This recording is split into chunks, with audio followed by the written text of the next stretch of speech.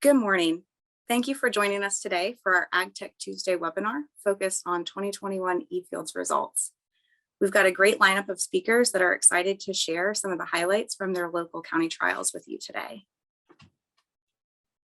To start off with a little bit of housekeeping, I want to remind you that today's session will be recorded, so you'll have access to this webinar within a few days. You'll receive an email with the link, and it'll also be available on our YouTube channel. Throughout the presentations, please feel free to ask any questions that you have using the Q&A feature that's located at the bottom of your webinar screen. We are going to hold all the questions till the end when the presenters are finished, but we'll take as many questions as we can at that time. Throughout the presentations, you can also use the chat feature to share any feedback, and a few times some poll questions will pop up to get some feedback from you. At the very end, we are offering 1 hour of crop management CCA credits today, and I will share that code at the end of the webinar. So I'm excited to get started with our speakers, but to start off with, I would like to provide a little bit of background on the eFields program. So the eFields program was started in 2017 to help bring relevant and timely information to you as producers in Ohio. Looking back over the last 5 years, we've seen tremendous growth in the program, which is very exciting. We started with 45 trials in 14 counties, and we've grown with this past year having nearly 150 trials in over half of the counties in Ohio. We're incredibly grateful for the farm partners that we're working with, as well as our industry partners. And hopefully a few of you are on today to see some of the results that you've helped contribute. You know, we really strive through the eFields program to be farmer focused, and we're excited to be able to include you in the research process. When you look through the report, most of the questions that we're asking are questions that were brought to us by farmers to get more information to make decisions on their farm. We want to empower our collaborators to use their farm data to make better decisions. And we want to share that information to give local solutions to the problems you guys are seeing in your operations. We can't do this without feedback from you. We're always looking for questions that you need answered that we can help develop research protocols to focus on. Over the years, some of the ones you'll hear about today and some of our most popular have been corn and soybean seeding rate, trials focused on nitrogen, as well as other fertilizer technologies and sources. And in the past few years, we've expanded to include soil health and cover crops. You can see many of these trials in the eFields report, including some of those top topics that we've talked about over the last few years, like fungicide and sulfur. And in a year like 2022, we hope this information is valuable to all of you in helping you make decisions when margins are getting tight.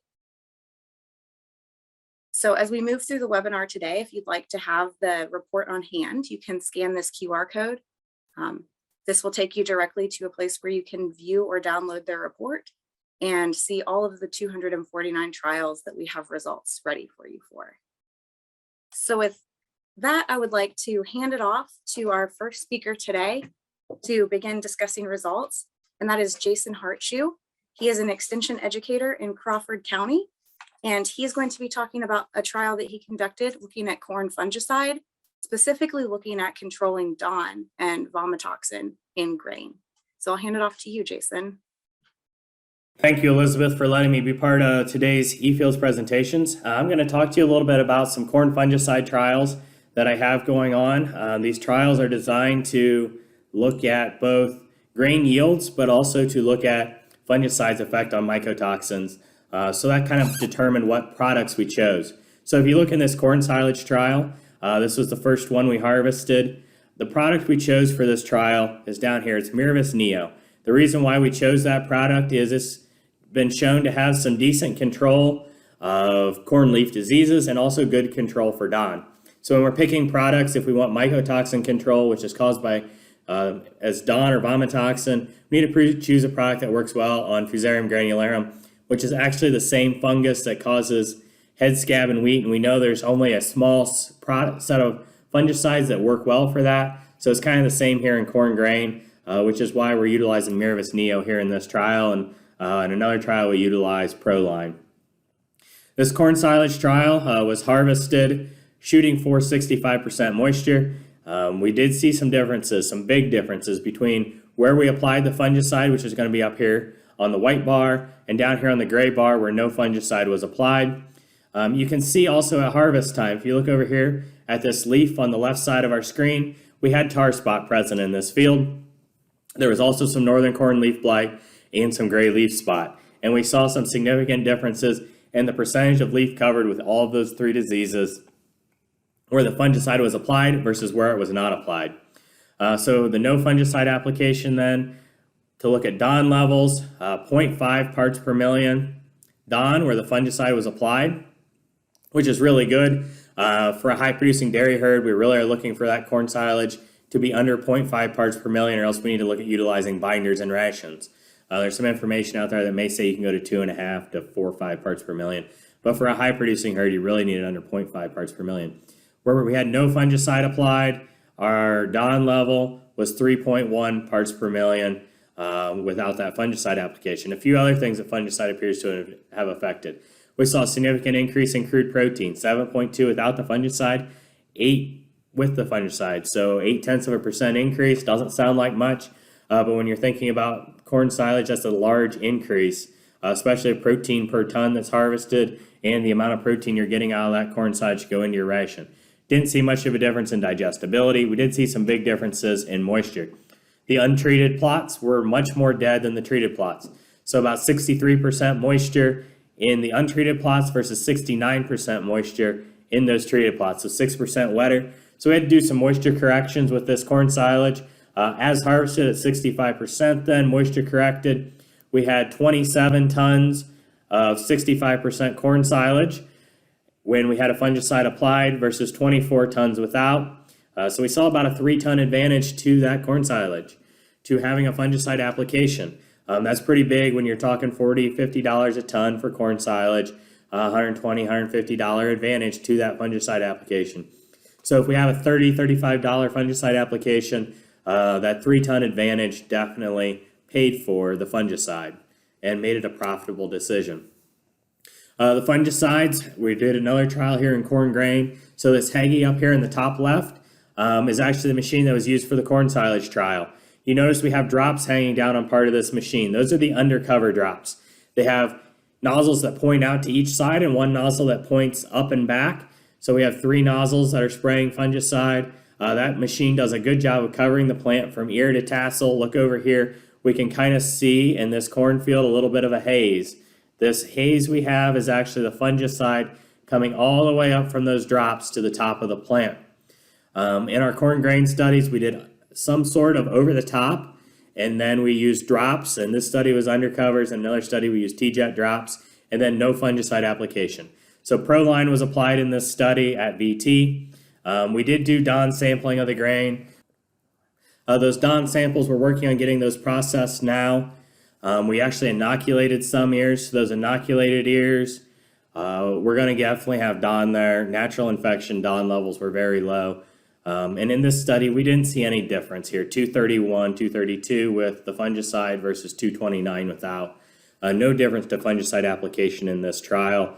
What we're really hoping to see, though, is did these drops improve our DON control versus over the top? If we got more product down to the ear, do we get better vomitoxin reduction?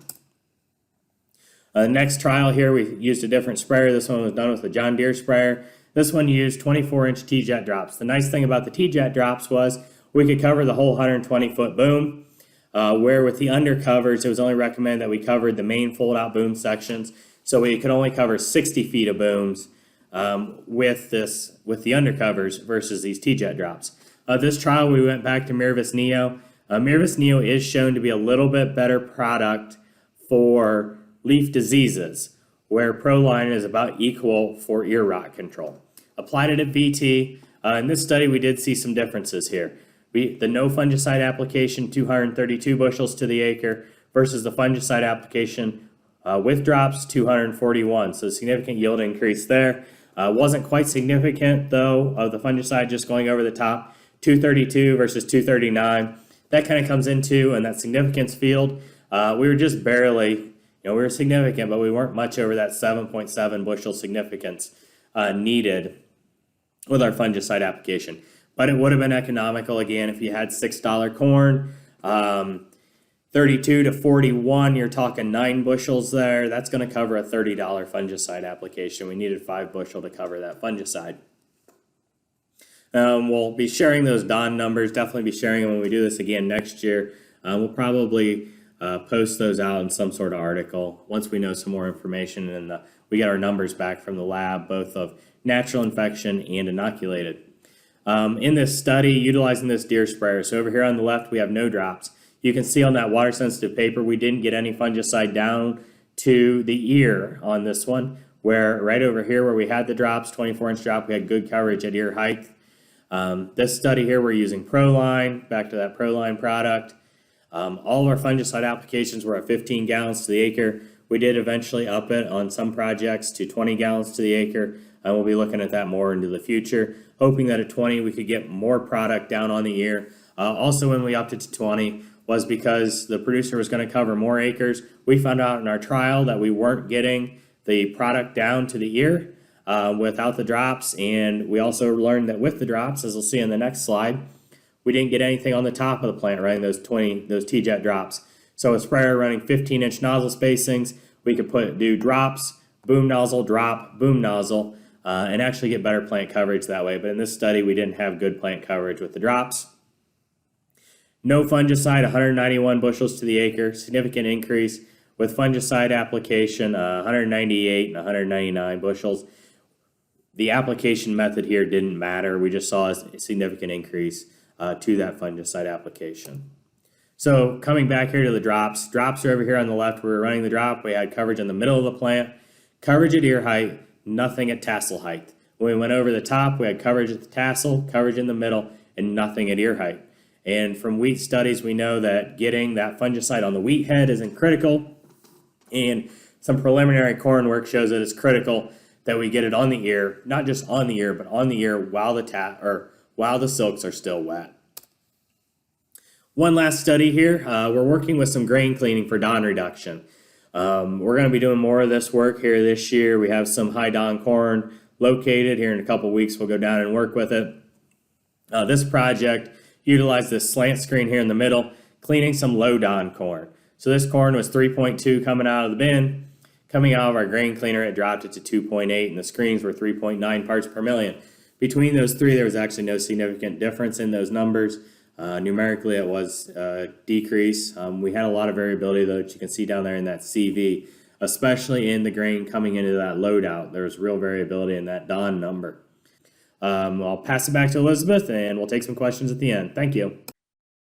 Thank you, Jason. It's a lot of great information you shared and something we should all keep in mind as we look at ways to improve our grain quality at harvest and heading into harvest this next season. Our next speaker is James Morris. He's a county educator in Brown County. And today we're going to switch gears a little bit and he's going to talk about fungicide, but on soybeans. Hi, my name is James Morris, and I am the Extension Educator for the Ohio State University Extension in Brown County. And our 2021 eFields plot was a soybean fungicide trial. And this plot consisted of 3 replications of 3 separate treatments. So of course, our first treatment was a no fungicide application. The second treatment was 1 fungicide, and then our third and final treatment was 2 fungicide applications. The same fungicide was used throughout the entirety of this research plot, and the plant date was the middle to early May, so right around May 17th was our plant date there for that. The final stand that we had was right around 103,000 plants per acre over a 12-acre field, and our plot width consisted of an 80-foot strip. So that 80-foot strip was set because of the Rogator 844 that we used. The boom width there for that was 80 feet. And then to avoid any overlap between the applications, we had a 35-foot soybean header that we used for the plot harvest there. And that allowed us to harvest the center 70 feet. So we had some buffer on each side to avoid overlap. And we'll talk about the results here in just a second, but we tried our best to really scout this field and identify all the issues, but you'll see through some of our significant results here, there were obviously a little bit of issues, disease pressure that we probably overlooked. The fungicide that we used was Zoller FX fungicide at a rate of 5 ounces per acre. And we did have a calibrated yield monitor for the harvest of this project. Overall, the weather conditions were pretty average for us here in Southern Ohio, hot and humid throughout most of the summer. And you can see there on the weather chart. And of course, if you look in the eFields guide or in the eFields book there, you'll be able to see this chart as well. Our is located on page 170 and 171 of the eFields book. And you can see the target applications or the target dates for our applications there of when we made those, and then also the harvest date. And the harvest date was October 12th, 2021. So we were able to get in and get a timely harvest out before any really major impacts from late season harvests were able to make an effect on that. So I mentioned we did see a little bit of disease pressure, and what I had really noticed was the frog eye leaf spot. So we did have some frog eye leaf spot, very, very little insect pressure from bean leaf beetles early on in the season, as it was, an earlier planted field, but nothing to any economical significance on the insect side. So if you take a look at our results here that we have outlined in this chart, you'll see our control had the lowest average of plant emergence at 101,000 and really just slightly higher moisture percentage than the other two treatments. So when we were taking these stand counts, I initially thought we were really probably going to see an issue there with the average plants emergence, but we were really pretty close as we went into the 1 application and 2 applications, as we averaged 106,000 and 103,000 plants per acre. The moisture there for the other two were right at 14.8%, so not a significant difference there. The yield, here's where we really had a big difference between the 1 and 2 applications as compared to the control. So you can see here the control only had 53 bushels per acre average, where the 1 and 2 applications floated around the mid to high 60s, almost 70 there for the 1 application. And when we were harvesting this with the combine, as we were looking at the yield monitor, we made that initial pass through the control, and there was a little bit of disappointment from the grower there, hoping their yields obviously were going to be a little bit better than that, as they had some higher expectations from years in the past. Once we made it to the 1 application treatment, that number jumped up to that 65 to 69 range, and their eyes really lit up. And me, I'm like, wow, what did we really do? I thought these results can't be consistent that way across this whole field. This is going to be one of our extreme outliers here. And it was consistent. Every time we hit the control marks that were randomly spread out across the field, we did not place them in any certain way. We used a complete randomized block design there. And every time we would hit low to mid 50s consistently throughout the entire length of that treatment, which is 300 feet. So we had a minimum of 300 feet for every treatment width. Or for every treatment, I'm sorry. So every 300 feet we passed through the control, we were looking at low to mid 50s throughout that plot. And it really, then I knew we were going to have some significant results. But once I sat down and averaged out and looked at the coefficient variation here, we could really see that we had some significant results. So of course, this isn't an every year situation. It definitely depends on the environmental conditions. And of course, the resistant varieties that you may be using for certain and specific diseases. So just plain and simple, we paid pretty close attention to this, but obviously something we overlooked. So the big take-home message here is that paying attention and scouting your fields, even when you think you know what the issues are you're going to have, scouting is always underestimated. We paid really close attention to this field, but obviously we overlooked some key issues. We had disease pressure, as I mentioned, but nothing to the issue that I would expect to see these type of results. So, of course, not saying to everyone that the fungicide applications are always going to pay off.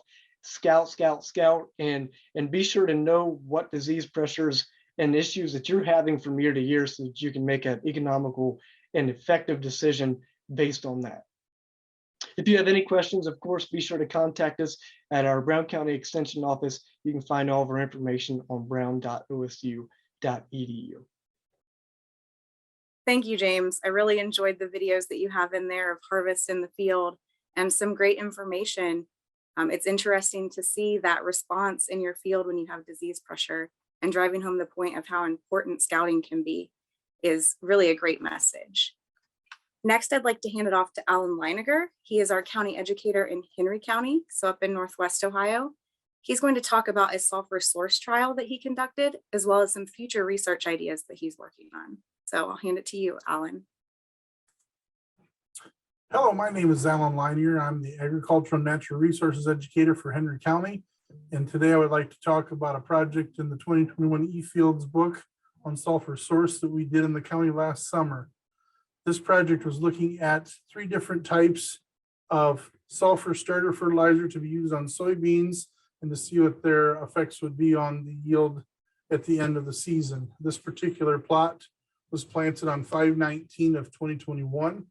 We harvested that plot on 10/8 of 2021. The variety that we used was a Pioneer 34A 59 PR.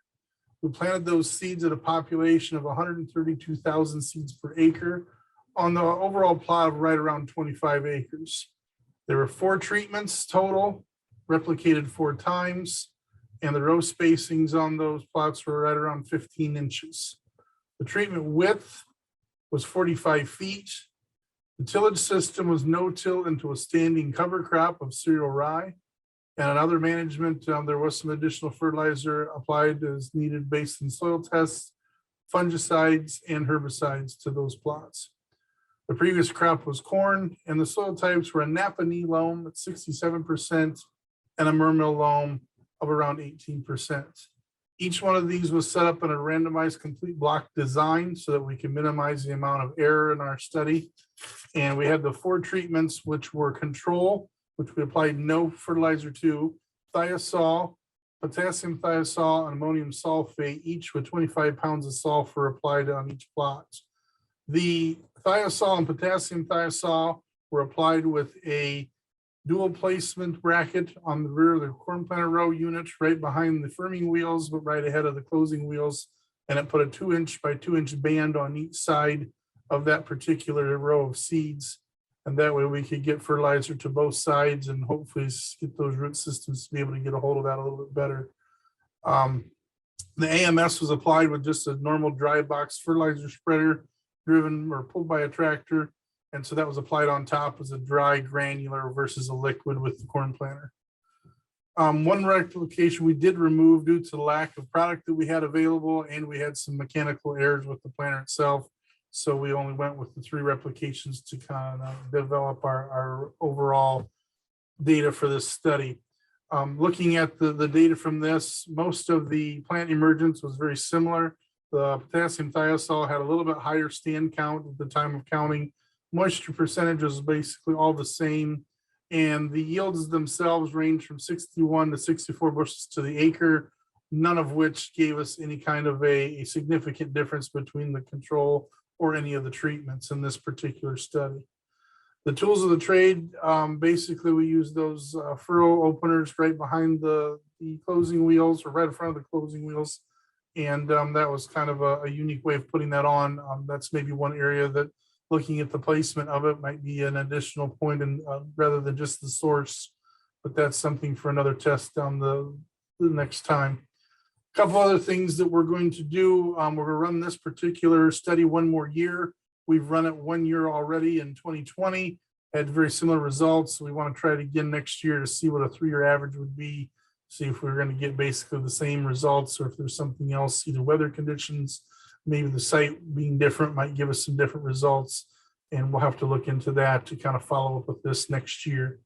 Also next year, we have some corn starter trials that we're going to start here in Henry County. The idea is to compare 10-34-0 at different rates with 28% and maybe some in-furrow phosphorus fertilizers just to see what the response would be based on those different phosphorus levels of fertilizer.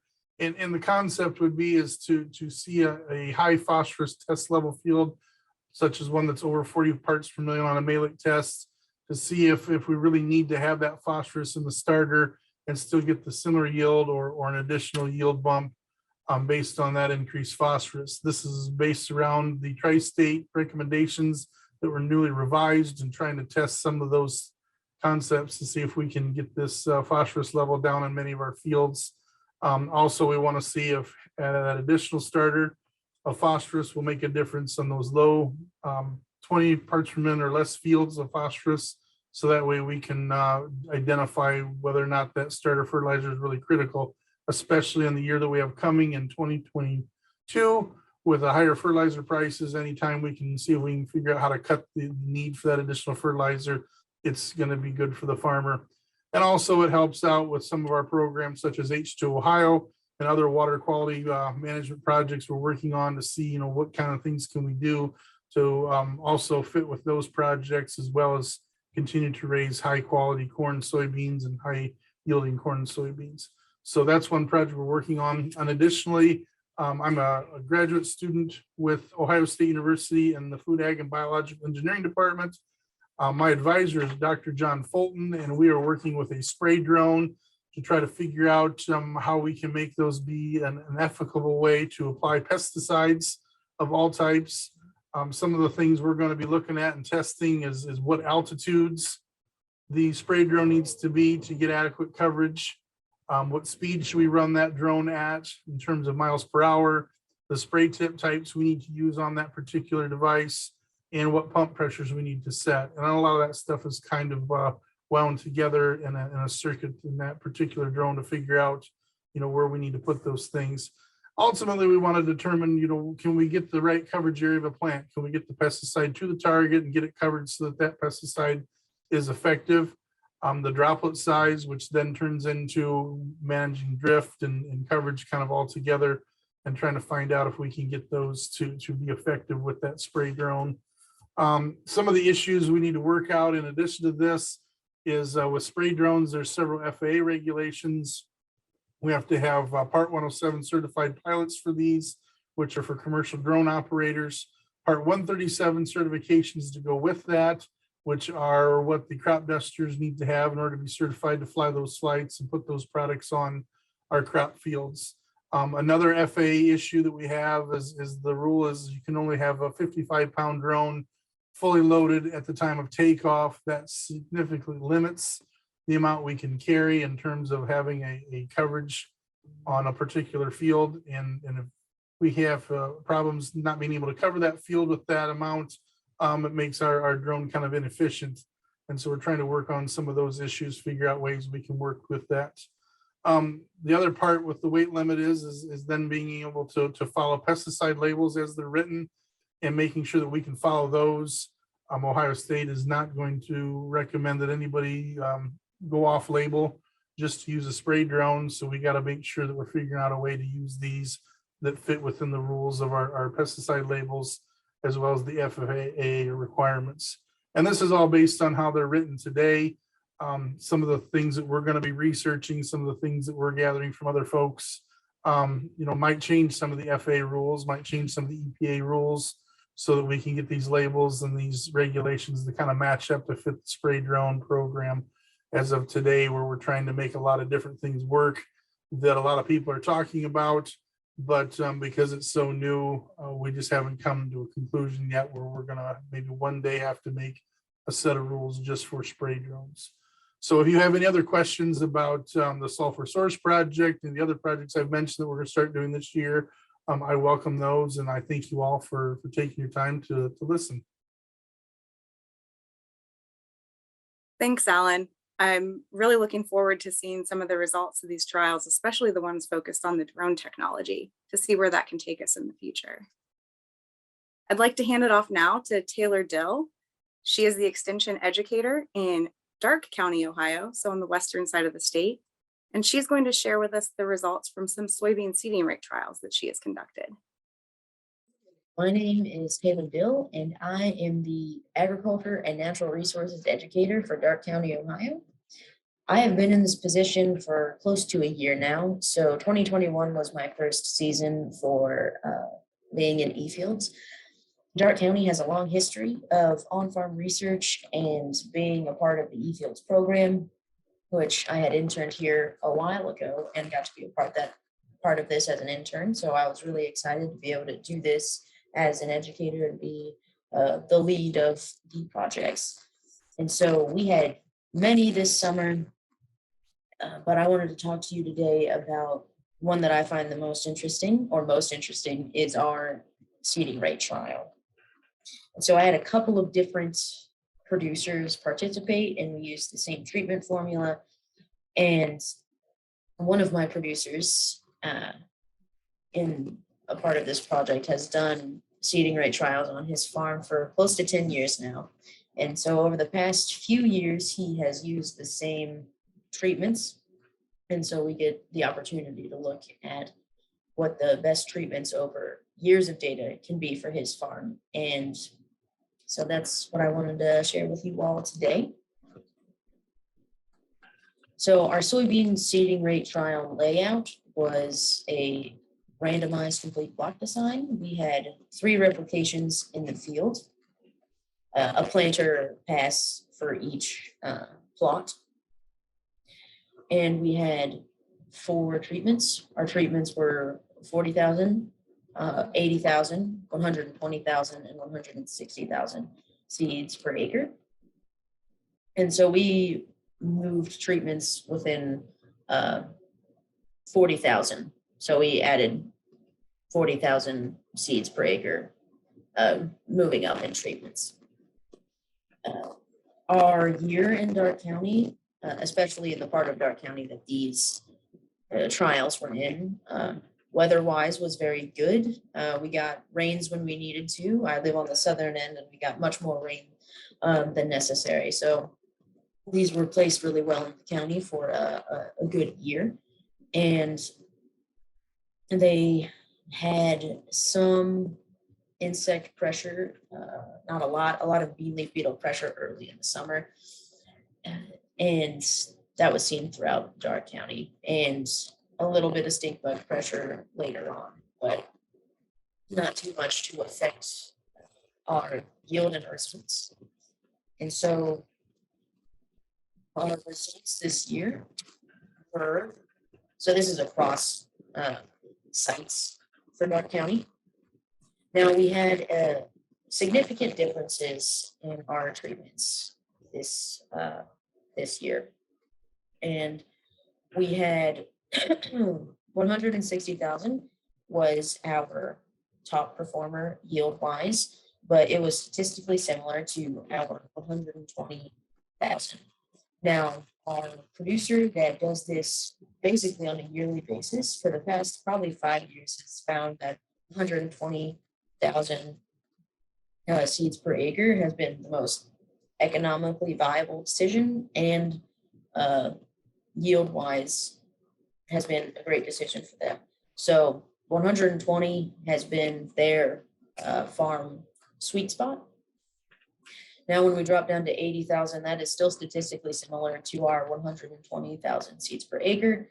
And then lastly, our 40,000 is our lowest yielding, which is not much of a surprise. But when you do economic analysis, especially in a year like 2022, when all of our inputs are so high, sometimes the economic decision to go at that lower rate might be of benefit, especially when your yield can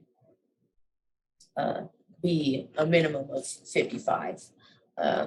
I know that one site did much better than the other site in our 40,000, so that was our average across sites, or in our 40,000. So this was our across site average. And you can get some surprising yields off of that low seeding rate. However, with a combination of both economic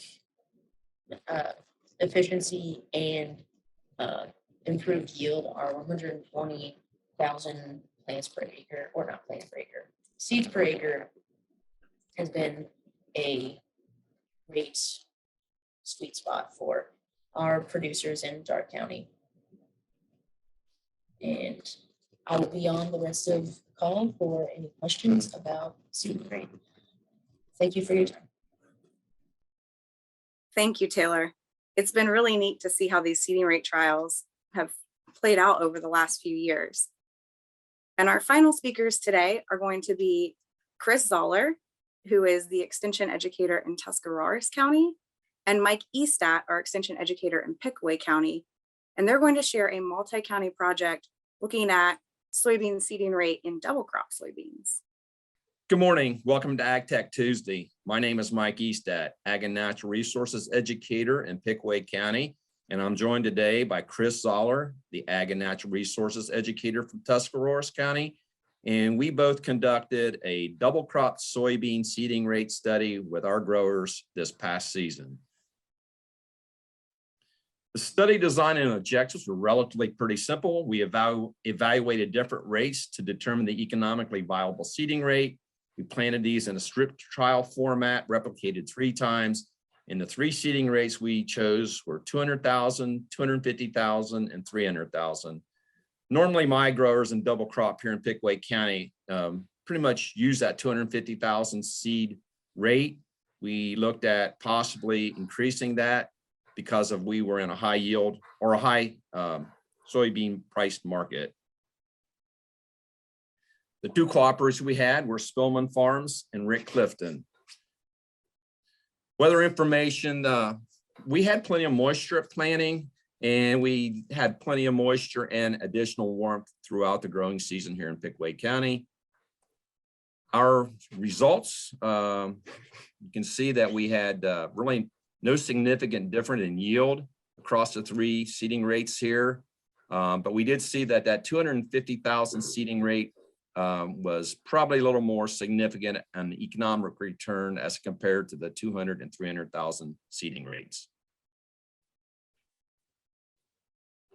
As we look at the results from Tuscarawas County, again, we had the 3 seeding rates, 200, 250, and 300,000. When we did the yields, we didn't see any statistically significant differences in yield. 200,000 was 50 bushels per acre, 250 at 49, and 300,000 rate was 48. So our highest yielding was the 200,000 at 50, and then our return above seed cost was also the highest. $514 was at that 200,000 seeding rate. Just a quick summary of some of the observations from the Tuscarawas plot. We had really timely rainfall throughout the entire growing period, and so we had a very good yield on this plot. As I mentioned, the yield differences were not statistically significant. There was only 2 bushels between each of the 3 rates, so not a big difference there. Our return above seed cost ranged from a low of $446 per acre up to $514 per acre. And the 200,000 seeding rate achieved the highest return above the seed cost compared to the 250, which was $480, and the 300,000, which was $446. Future plans, and this was the first year we'd done a study like this, but would encourage other growers to be involved in some things looking at this in the future, include maybe some changing the planting seeding rates. What about soil fertility? That's obviously an important question all the time, but especially as we look at fertilizer prices where they are today and where they may be in the future. What are we doing in terms of soil analysis and some of the nutrients we're pulling off of those fields? And then doing a more in-depth economic analysis that includes the revenue that we generate from that wheat crop. So getting involved in the eFields program, we would encourage growers to be involved. It is easy to do. It allows you to investigate questions that are specific to your farm. There are established protocols, but if you've got a question that maybe isn't being addressed by one of these protocols in one of these studies, certainly with a little bit of information that can be done, and we can help growers with those protocols and getting answers to those questions. As extension educators, we really are there to help at planting time throughout the growing season, collecting in-season data, and then also at harvest to collect the data. And so the final reports are published annually. There's a digital version, which is available at digitalag.osu.edu/eFields, or the printed book, which is available through your county extension office. Thank you, Mike and Chris. I'm really looking forward to seeing the continuation of this project and how we can better inform our growers when it comes to making the decisions going around double crop soybeans, since we know the conditions at that planting time are quite different from our normal early season beans. So thank you to all of our speakers at this time. Remember to put any questions that you have in the Q&A, and we are happy to begin addressing those. Good day, everyone. I'm John Fulton. I'm going to be working through questions, and I already got a couple here, and we'll let our speakers turn their videos on if they don't mind, please, first. So, Alan, starting with your project, one thing was that a no-till, conventionally tilled, and any cover crops involved in terms of the management of that field? That plot this year was a no-till field into a standing cereal rye cover crop. So it wasn't sprayed ahead of time. Matter of fact, I think they came back and did the burn down application about a week or two after those beans had been planted. Yeah. Thanks, Alan. Mhm. Thanks, Alan. James, I was going to go back and had a question a little bit more down your way in Brown County on fungicides. One of the questions that someone texted was just, how does this kind of compare to some of the past results if we look back to a couple of years? I know that's not directly related to projects, but just kind of, you know, maybe you have some insights about what's happened in the past and how that compared to the 2021 results.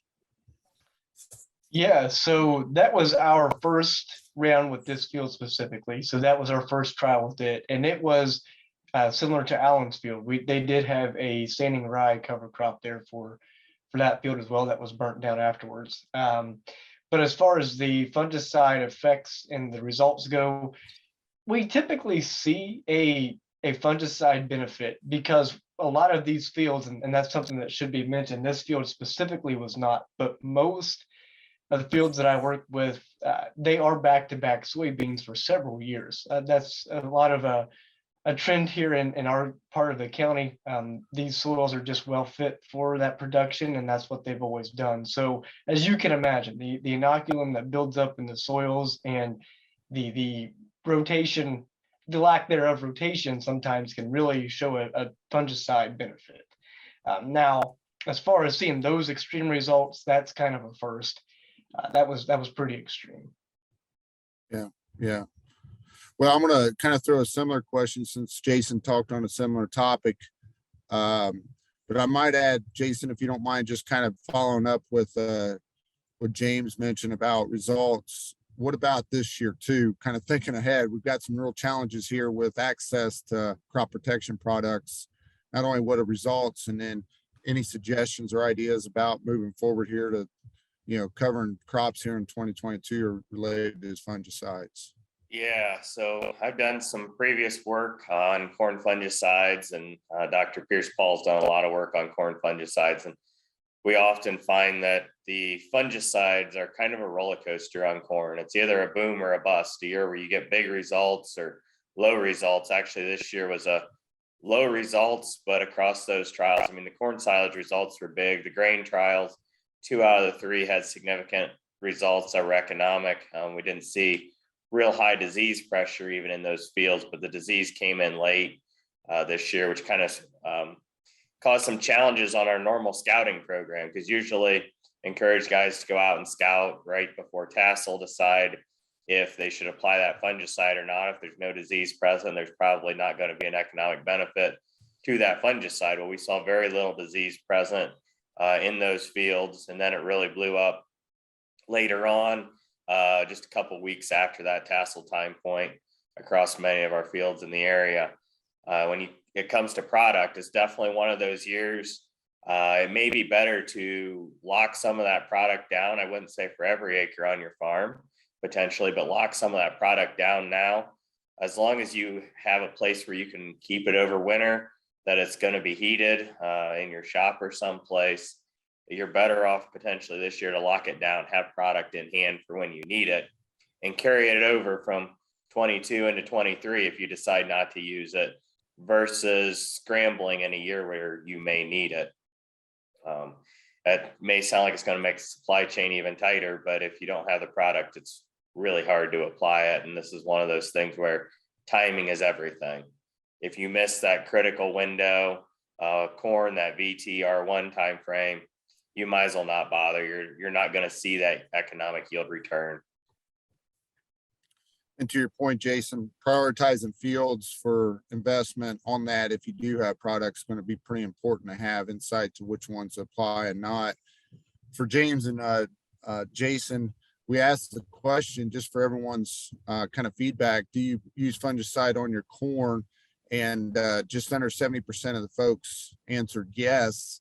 And interesting enough, Jason, to your point, maybe not all your acres, only of those that apply, 50% of them roughly are doing it on half their acres, a little over 50%. So we already see that transition, not maybe covering all acres, but just covering a portion of the acres. And prior, like I said, I think it's important to kind of prioritize fields in terms of which ones you're going to apply to and not. So making that decision is pretty critical this year as well. Yeah, having some field history, always taking notes on disease, where you see it, what fields and what varieties is critical. I mean, when it comes to corn or soybean diseases, those fields that lay damp with dew early and stay damp later into the day are more prone to disease development. Yeah. If you got more questions, feel free to throw them in the chat or there in the Q&A actually, and we'll get to them. Taylor, question for you on your seeding rate study. Are you going to continue on for this year? And in particular, what are some of your thoughts about moving forward on recommendations around, where Darke County should be for some of the seeding rate trials or seeding rates, excuse me. That's the question. So I believe this year I'll have at least one site for soybean seeding rate. And back to Alan's question on cover crops, I do have some cover crop ground in Darke County that I would like to get some of these trials on, because we do tend to err on the traditional, conventional, or no-till, and as more cover crop farmers look into this, I would like to expand that into that type of management. And then for the future of like Darke County's seeding rates, I think that honestly the 120, the 120,000 per acre is probably going to stay pretty solid throughout the county. A lot of these experiments have been really in the Greenville area, so in the mid-county rather than in the southern part, which is a pretty drastic difference. And so I could see if I put more in the southern half of the county, it might bump up to a 150 being a better average. But I would think that if you're familiar with Darke County, 36 and north would probably be a really good 120,000 seeding rate range. Yeah, and I, living to you next door and working with some of the growers in Miami County, we've, especially if you're using a row crop planter and can get those placed accurately and consistently depth wise, it seems that 140 is definitely the upper limit to make sure you get a good stand. But there is at times where you can drop down to that 120, if not below, and still get a good stand and meet your yield potential and expectations. So I guess I just kind of encourage folks, kind of what Mike and Chris were talking about, is do your own studies and see what works best for your production management and the planters you're using. But we've really seen a drastic reduction in what makes yield and ultimately provide some savings on your bottom line. So and I'd like to add, I have a few of these producers do variable seeding rate, and most people that I see that do variable seeding rate are at least sub 140 most of the time. On average, you're saying, or okay. Yeah. Good point. So Mike and Chris, I guess I'll throw one question out to you guys. I'm really interested. You guys cover quite distinct different areas of the state, but looking forward as far as not only just on-farm research, but some of the challenges coming up. Some just thoughts, maybe share some of your thoughts going into 2022, what farmers need to be thinking about. And secondly, maybe some ideas around, hey, you got time to throw in a trial or two, what should you maybe be thinking about? Because we're talking about, limited supply, limited budget here on some of this. It's challenging. Yeah, well, I had a PAT fertilizer program yesterday, and it was really interesting in talking to folks afterwards and during the meetings. And I can kind of tell, you know, it's guys have their pencils sharp right now. When we were doing some presentations related to corn leaf diseases and vomitoxin, and I heard a lot of guys talking about fungicides is now a regular part of their program. They just can't tolerate the risk associated, and especially as tar spots starting to move into our area, it was a really wake up. I hear guys not putting the bugs in the jug so much this year. I think they've taken those bells and whistles out of their production system. So, but I know a little bit, we talked afterwards about how difficult it is to get beans cut in a timely manner because of, you know, green stem and things like that. So I'm throwing around a few ideas of maybe how we could address that. And so Laurel Lindsay and I are probably going to talk a little bit about timing of defoliant maybe, and can we get these beans cut? I mean, we had a lot of shatter this year. Beans were mature, but the plants weren't. So that's might be something if a grower's interested in. I'd be interested in doing something like that too. Chris? John, I would concur with what Mike said and add that obviously, you know, this is going to be an interesting year in terms of our availability and price of those inputs. So it's an opportunity to really go back to the basics and looking at our soil samples and making sure those are up to date and studying those and figuring out, you know, which fields could we maybe back off some this year that and get away with not applying our usual rate, and then doing some on-farm research, just, you know, testing, seeing what sorts of rates, how crops perform and what happens on your farm. So there's lots of opportunities in the face of this situation that we're in. So encourage folks to work with their extension educator and see what we can make happen.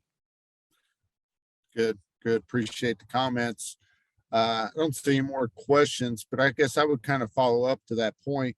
We're going to continue on this discussion next Tuesday, and we'll have some other reports of on-farm research. You know, one that I'll be sharing is talking about variable rate seeding in corn. And one of the items we've learned from that is there is some opportunity for not only to push yields in some parts of the field, but on average, maybe reduce the overall seeding rate while, you know, increasing your margins. So I'll make some comments on that next week. And so as we think ahead, I would encourage folks to think about doing strip trials if you're thinking about doing variable rate, but kind of looking at those first as a walk-in before you ultimately jump into maybe doing some prescriptive type seeding, whether it's soybeans and corn. So again, we're going to have that topic and plenty more next week. But I just want to thank everyone, again, all of our presenters today, folks for joining in and participating, and appreciate everyone throwing in some questions that we could work through. So some good information. Remind everyone there's plenty, I think it was 249 projects in the eFields 2021 report. And so there's plenty of information in there to go through. It's great to see the highlights from a few of the folks here today, and compliments to them for making it through 2021, and look forward to what they have to learn and share with us coming forward in 2022. So with that, Elizabeth, I'll turn it back over to you with any final comments or follow up. Yeah, thank you, John. And thank you again to our speakers. Just a reminder, if you want to check out the full 2021 eFields report, you can do that at go.osu.edu/eFields. Like John shared, we are going to be back next week with another AgTech Tuesday webinar focused on more eFields results. So if you're not already registered for that, please plan to join us. If you like hanging out in person, we also have 3 regional eFields meetings coming up later in February. February 15th will be in Northwest Ohio in Henry County. February 17th will be in Western Ohio in Darke County, and February 22nd will be in Montgomery County.